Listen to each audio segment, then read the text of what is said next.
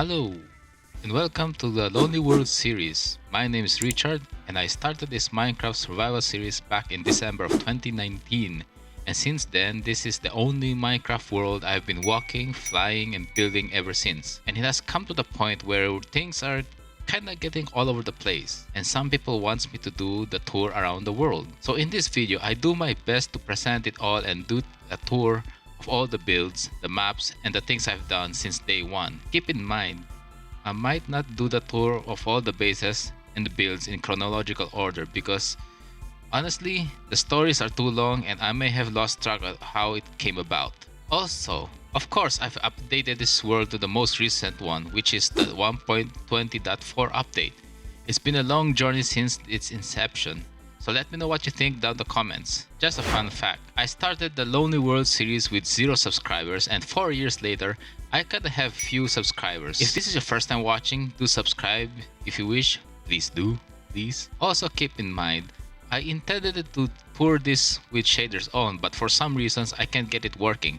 I hope you don't mind. Tour number 1, Spawn, also known as the Edge of Glory. But let's start right here at Spawn. This spot where I'm standing right here is where it all started. Of course, the surrounding didn't look the way they are now.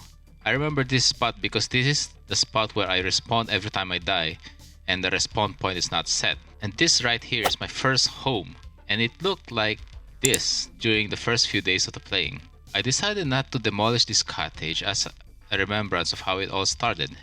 And then when things were slowly advancing, I thought I need a bigger home. I was thinking of making this cottage bigger or build another house right beside it. I went for building another house, and this is how it looked like. And this is how it looks like now. It's big. We'll get to the tower and the basement later. And I think it was around this time when I had to come up with a name. And the name was the Edge of Glory. Why the Edge of Glory? Because my base is literally on the edge of the coast. And beyond this is a very big body of ocean.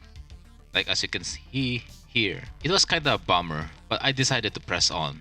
As I was building my new home, I needed to build a food farm and my first trading halls. So I found this piece of land towards the west of my base, and to make long story short, I transformed it into this to this. This is what I call the ugly silo, because it's very ugly. And this used to house a farmer villager for trade. Sometime later, I decided to move all them out and build another trading hall right beside it, over here, and decided to secure the farm compound as well. This is the said farmer's trading hall. I say the trades I make here the most profitable ones compared to the other villager trades.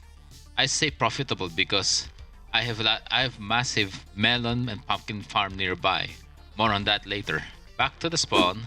I decided to upgrade everything that I need and needs to be accessible as much as possible. So I made a basement that houses the automated storage system, like as you can see here, and an XP farm that's interconnected with a cactus farm above. XP farm, there's no fuel right now. Right underneath it all, I made another basement or chamber, as you can call it, just for enchanting my gears and tools. I simply called it the enchanting room. Still on the basement, this area right here used to house a kelp farm for fuel.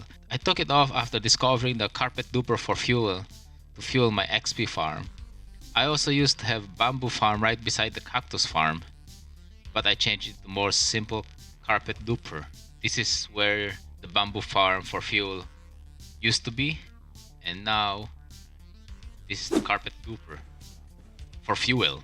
You may have noticed there was a huge towering pillar above this build. On top of that is where the cartographer villagers are assigned. We can actually either fly or use the water elevator to get on top. Here we are, this is the entrance. I decided to put the cartographers here because it made sense that they should be on top of the world and overseeing the surrounding land, right? Did that make sense? This is the map of the compound, as you can see. And over here, over there, this is where I used to house the librarians. Yes, a trading hall that's shaped like a tree. Well, used to shape like a tree. I don't know why I decided on that, but I kinda wanted to have something like a tree of knowledge thing going on. Obviously, it's not my best build. More on what I did to the villagers later. Before I move out of the spawn compound, this cottage right here is called the Orwell and Unique Cottage. This was my first villagers I ever had, and technically this place also became a village breeding center for a while. The first few batches of villagers were born here. So this is the cottage. And just outside of this compound is the lonely cottage, which I just remembered. It has no name yet. Let me know in the comments what name I should give to this cottage. The reason why I built this cottage here is because there used to be a garden here, and it was burned down after a thunderstorm. I was so upset to the point I did not repair the garden, and I built this cottage instead. Works well, to be honest. Tour number 1.2, the nearby builds. Still on Edge of Glory. Just over here, the north of the base, right beside the spawn, we find this monstrosity. It's actually a sugarcane farm equipped with bone meal converter down the chambers. This design was done by Tango Tech of Hermitcraft, and I just expanded it as needed. Continuing towards the north, this place I don't usually show on my live stream. This area right here was my early attempt to make a custom village. Part of me wants to demolish some and build newer kind of buildings around here. This village is also nicknamed as Cringeville. I think it's self-explanatory. Somewhere between the quote-unquote Cringeville, I decided I needed a lot of sea pickles, so I built this sea pickle farm with a design that somewhat resembles an actual Minecraft sea pickle right here. And this is its function. Oops. Yeah. Moving slightly towards north away from the spawn, we have two trading halls over this hill. The one below houses the stonemasons, as you can see. Oh, hello, there's a there's a iron golem here. So these are the stonemasons underneath, and just above it, the one above houses the fishermen. I intend to make this area to be livelier, but I haven't got my head around it yet. Maybe it's because I find my builds around here a little cringe, but that's another story. Tour number 1.3, the Northern Expansion. In the early days before I was able to obtain Elytra, I was thinking of expanding my base or build my second base just few blocks away from the Edge of Glory from there. And this was the area that I chose for that, the Northern Expansion. There are pathways that leads to the Edge of Glory. I also had this idea of building some small houses around. Obviously, as you can see, that has yet to be materialized. What I do have is the AFK cottage, the iron farm, that one, the iron farm, and right beside it is the second Meadowman pumpkin farm. The first one was demolished. Over here was my attempt to create a spruce forest. As you can see, the lumber and logs chained down. I intend to continue making this area livelier by making custom biome or forest around here. That idea just hit me while making this script. I also created this random build just beside the AFK cottage. I remember building this just about when the moss blocks were introduced, and the custom trees you see around here were my first attempt to create such. Is it cringe? I don't think so, because this established what was to come. Adjacent to all this to the west is the old ice farm right over there. I say it's old because it's not functioning anymore after the recent updates. I might plan to do something right here. I have a new ice farm which I'll show you later on. Hello piggy. Hello piggy. Pig! Before we move on, I want to show you all this modern build. That one. It's actually an aquarium with fishes inside. It was my attempt to create something from actual household items and build it bigger. I'm happy with this build. I named it appropriately the aquarium. Just towards south of the edge, you'll find some farms that I still use and still works after many updates. These farms are the cobblestone generator right here, the tree farm, and those nether tree farms. I still get confused with what they're called. Building these farms were the most challenging and nerve-wracking at the same time because it involves a TNT doubler. While all of this is functioning as it should, I spent more time repairing on this tree farm right here because I have damaged it more than it should. Partially my fault because of creepers creeping in to blow me up.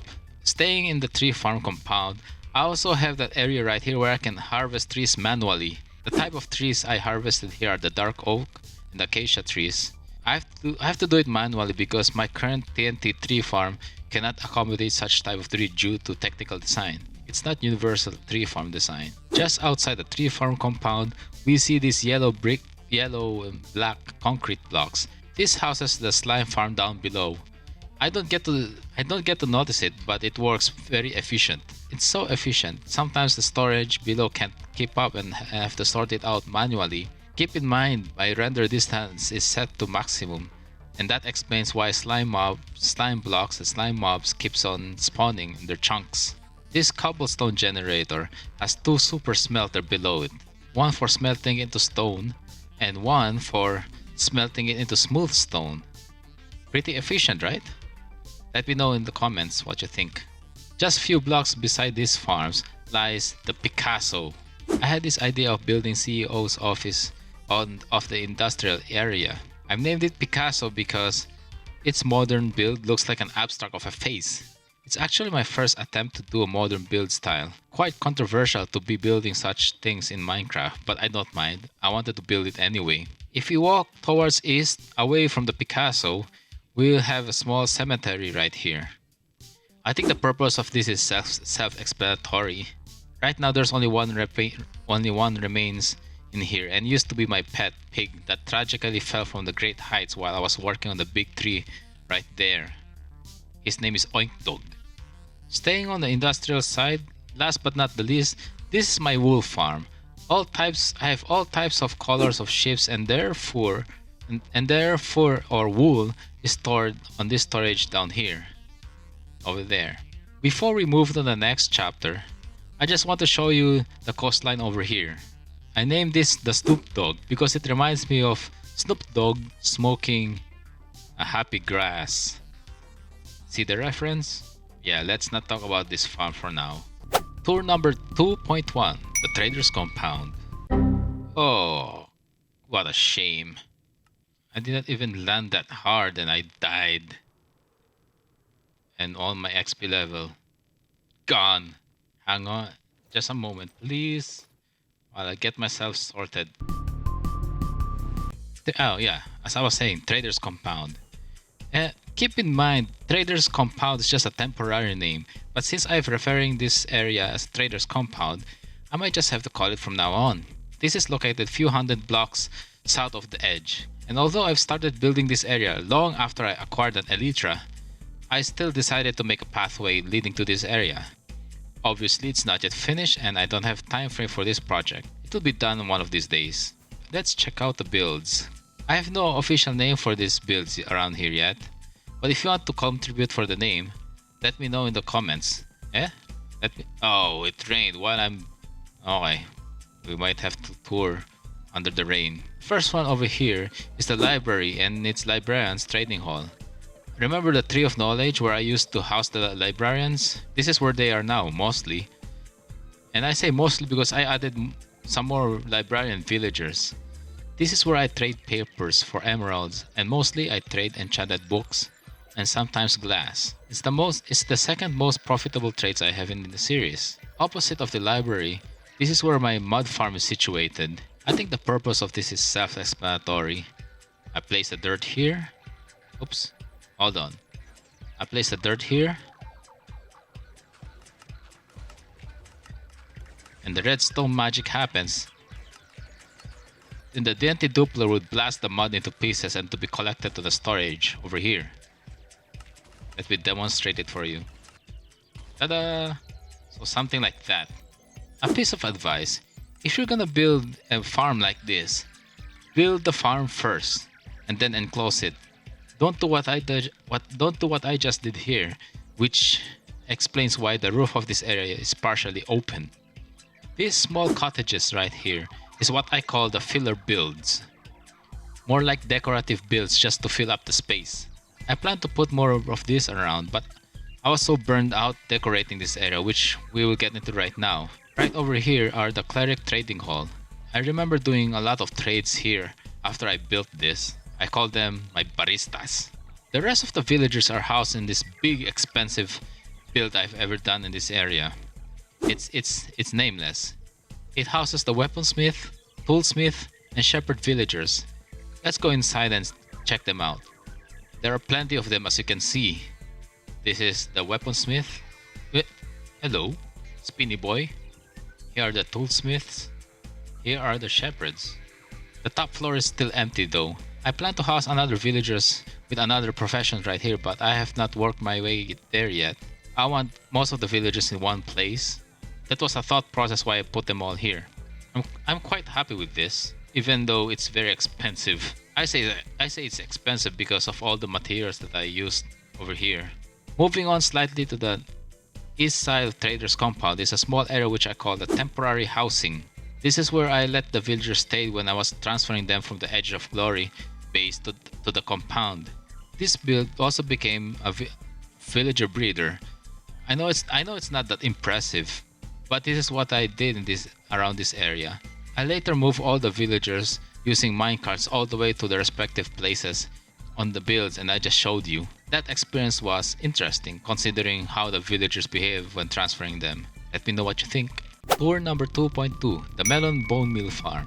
Moving north from the trader's compound slightly near the edge, we have this industrial melon bone meal farm.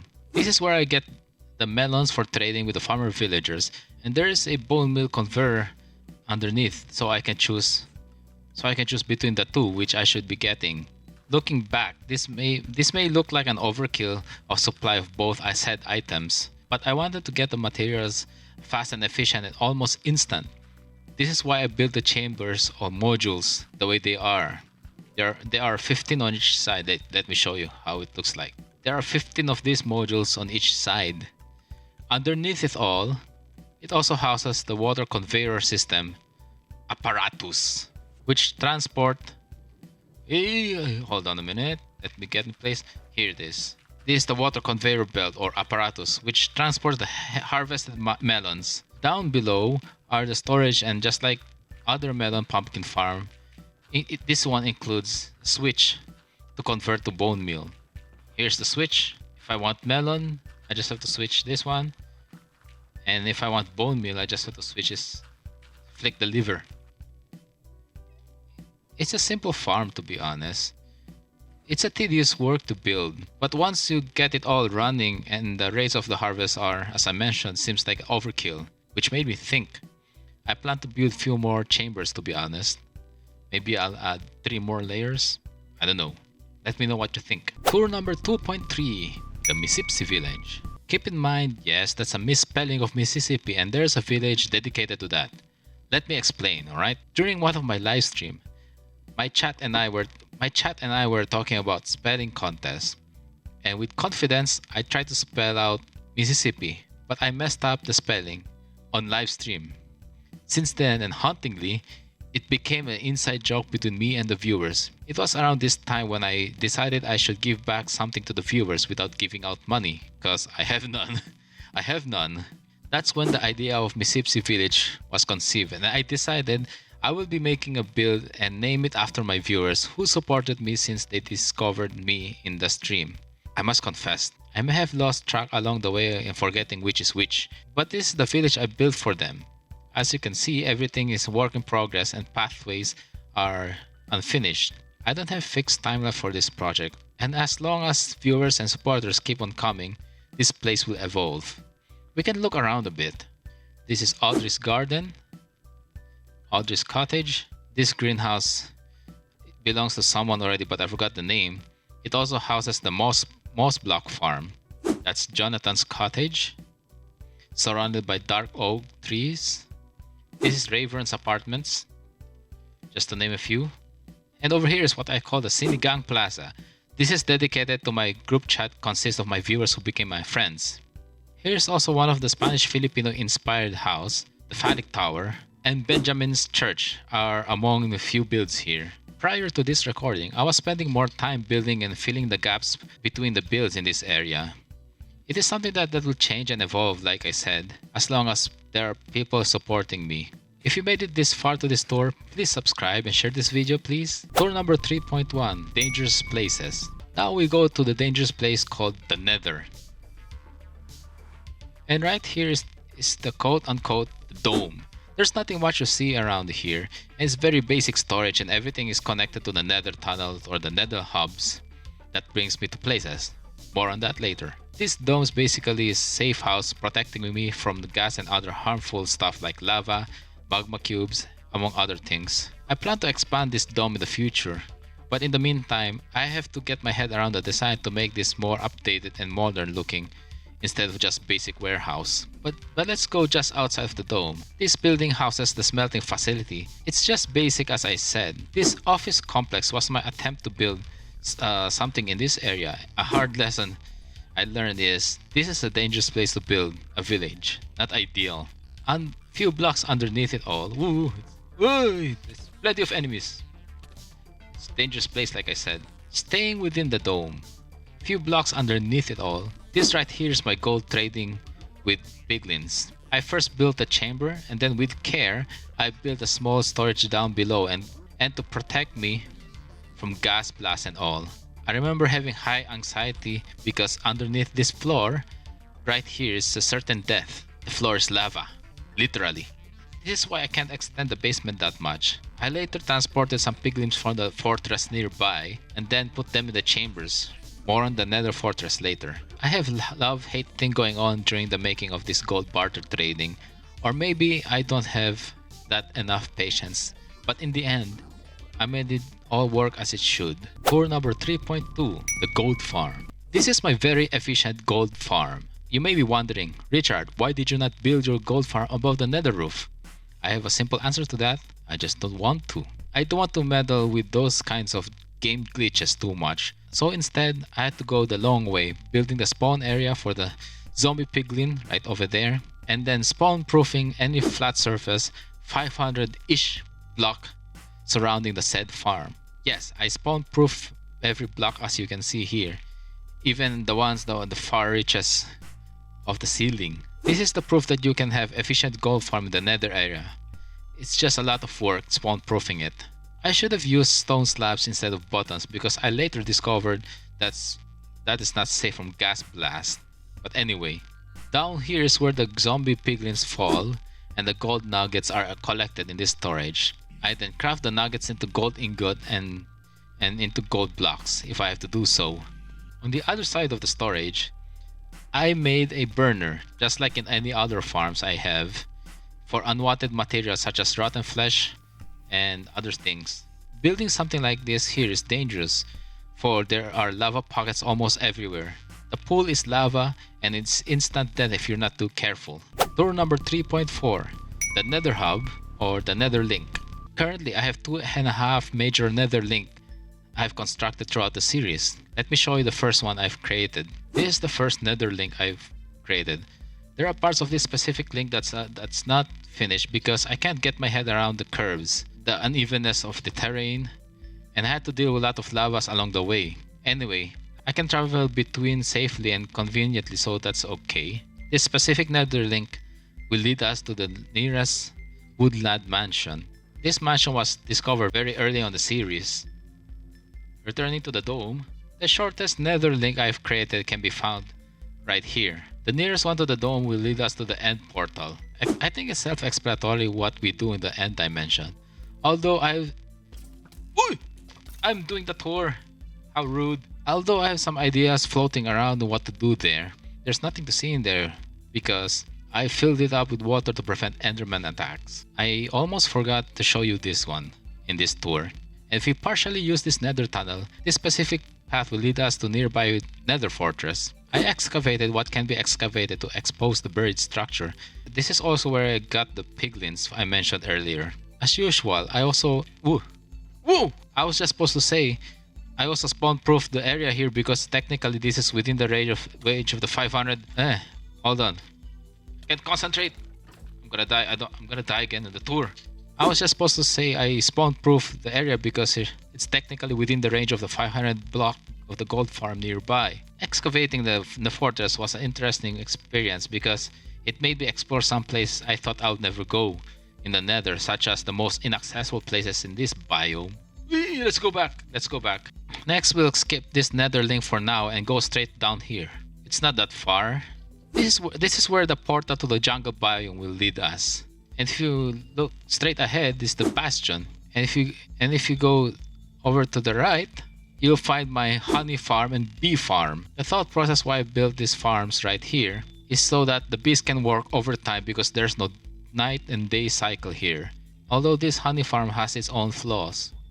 From time to time, baby piglins will spawn and baby hoglins will spawn in here. Sometimes they kill the bees inside the chamber. As you can see, there you go, that's a baby piglin.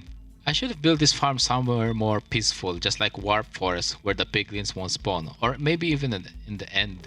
I guess that's another project for another time. Oi, my shulker box.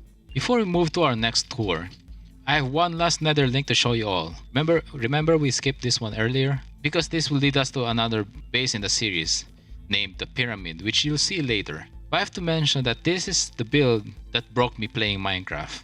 It broke me because it nearly took me 3 months to finish. It took that long because this is the longest build I've ever done in the series because of the distance I have to travel. It's approximately 20,000 blocks or more on the overworld, so it made sense to build the nether link to reach that place. Just thinking about the building gives me the shivers from gathering all the materials and building it, placing the slabs away. Surprisingly, I did not die during the process of making it. See how long this is? This is not the biggest build I've done. This is the longest build I've done. It made me sick actually. Just before reaching the next portal, the ice boat transport cuts right here and continue the rest of the remaining blocks by flying. Tour number 4.1, the pyramid and the surroundings. As we exit the portal from that long journey, we arrive here at the second base, which I appropriately named the pyramid. Let's take a look around. The yellow wood blocks I placed here indicates the entrance to the ancient city down below. We don't need to go there right now. Just above the portal is a so-called starter house in the area. I first built this as a temporary home before I start working on the pyramid. Another thing you'll notice is the floating island. This is the only floating island I have in the series, and there's one build that that's unfinished at the moment. This floating island almost broke me as well. I simply had no idea how to build such. Over here we can see some builds of the island. If you fly around, you can see the vicinity has pathways and planned out pathways. I also place overgrown grass and plants as vegetations around it. These pathways will evolve in the future as soon as the builds in the area are developed. Let's take a look what's underneath the floating island. This is the latest farm I've built. I should have built this very early on, but here we are.